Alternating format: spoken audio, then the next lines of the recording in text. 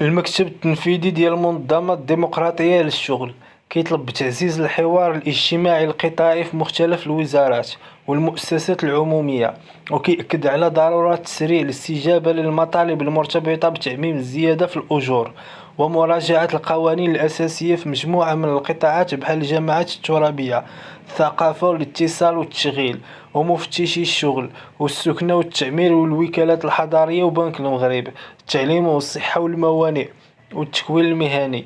وفي نفس السياق المنظمة رفضت مشروع القانون اللي كيقيد الحق الدستوري في الإضراب، وكيطالبوا بسحبه من البرلمان وإلزام أرباب العمل باحترام الحريات والحقوق النقابية حسب اتفاقيات منظمة العمل الدولية 87 و 98. كذلك يطالبوا بمراجعة الثغرات القانونية في مدونة الشغل باش تتماشى القوانين المغربية مع معايير العمل الدولية.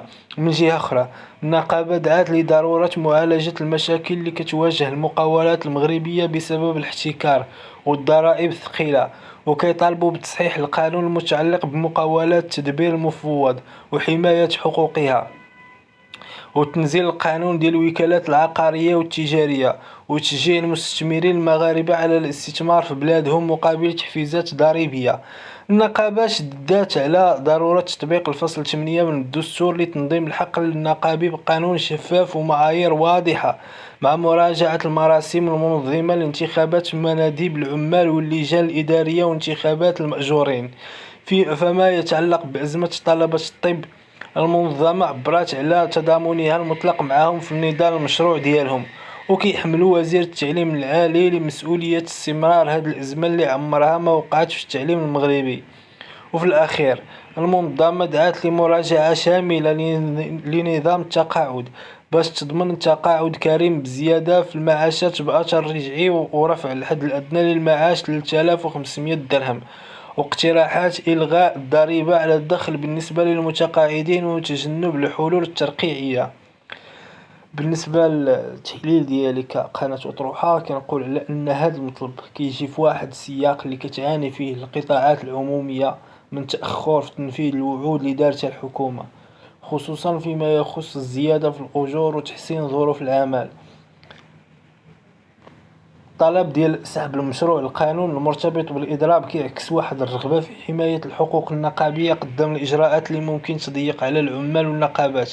كذلك التركيز على المقاولات المغربية كيبين أن كاين هناك اهتمام بتشجيع الاقتصاد الوطني، ولكن هذا الشيء راهين بإصلاحات تشريعية وضريبية.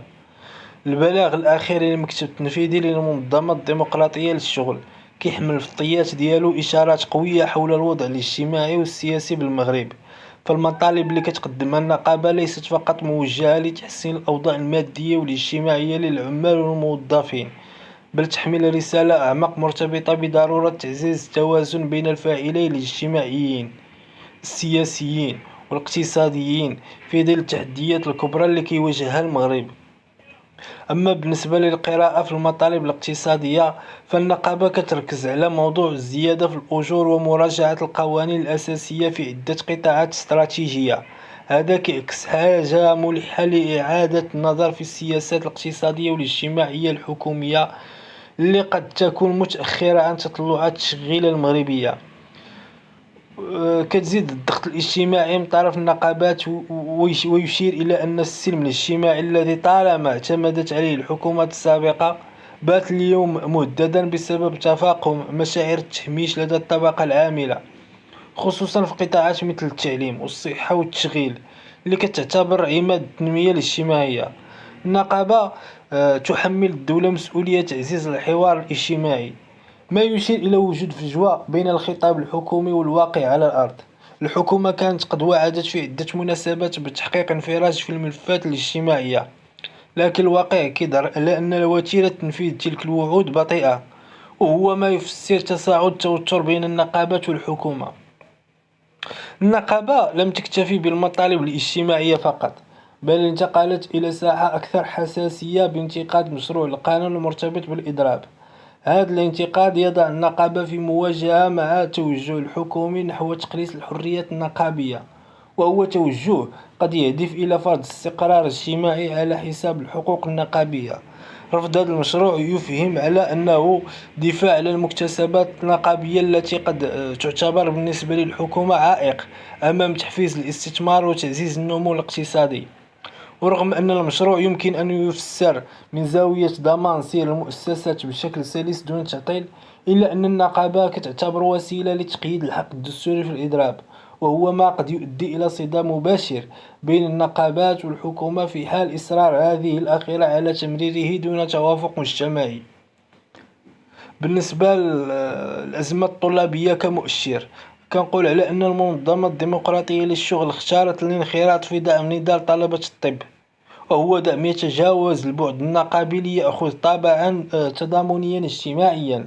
هذا التحرك يعكس وعيا بضرورة توسيع التحالفات مع مختلف الفئات الاجتماعية المتضررة من السياسات الحكومية، فإن تحميل النقابة وزير التعليم العالي مسؤولية استمرار الأزمة الطلابية كيعكس إدراك لمركزية التعليم في معادلة الاستقرار الاجتماعي بالمغرب. ففشل الدولة في إيجاد حلول لهذه الأزمة قد يؤدي إلى تقويض الثقة في النظام التعليمي ومؤسسات الدولة ككل. أما بالنسبة لنظام التقاعد كأولوية اجتماعية أم هو تحدي مالي، فمطالبة النقابة بمراجعة شاملة لمنظومة التقاعد وتحسين ظروف المتقاعدين لا سيما من خلال الرفع في المعاشات كيعكس وعي بالتحديات الديمغرافية اللي كيواجهها المغرب. ومع ذلك فإن المقترحات المطروحة مثل إلغاء الضريبة على دخل المعاشات والزيادة في الحد الأدنى للمعاش قد تكون صعبة التنفيذ بالنظر إلى الضغط المالي على ميزانية الدولة. هذا كيجعل على أن الملف هو تحدي كبير بين الحاجة للاستجابة للمطالب الاجتماعية والحفاظ على توازنات الاقتصاد الوطني. إذا يمكن القول أن المكتب التنفيذي للمنظمة الديمقراطية للشغل كيحاول من خلال هذا البلاغ تقديم قراءة شاملة للوضع الاجتماعي والاقتصادي والسياسي بالمغرب، مع التركيز على حماية الحقوق النقابية وضمان العدالة الاجتماعية. التحديات اللي كيواجهها المغرب في هذا السياق تتطلب دون شك تفعيلا فعليا للحوار الاجتماعي وتقديم حلول مبتكرة تتماشى مع تطلعات الطبقات العاملة، ولكن دون الإخلال بالتوازنات المالية للدولة. فالمواجهة بين الحكومة والنقابات قد تتصاعد إذا لم يتم التوصل إلى حلول توافقية، وهو ما قد يضع السلم الاجتماعي في مفترق طرق. والسلام عليكم ورحمة الله تعالى وبركاته.